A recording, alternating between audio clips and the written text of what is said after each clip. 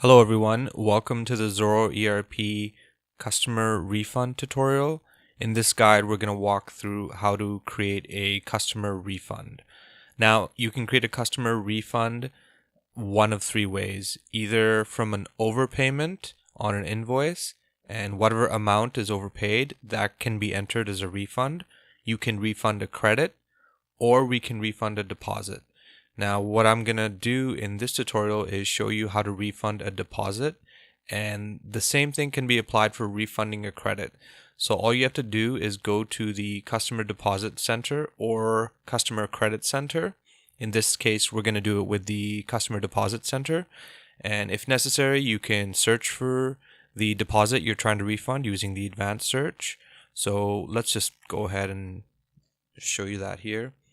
And let's say I'm looking for a deposit 6351. Click on find, and here's the deposit, and let's say I want to refund this. So I just go right click on it and I go refund balance, and it's going to show me this pop-up window, and all I have to do is put in the refund amount. So if it's a full refund you can just leave it as is, it'll refund to the max amount. Or you can put in a partial refund. Let's go ahead and put in a partial refund. And let's click on refund deposit. Click OK.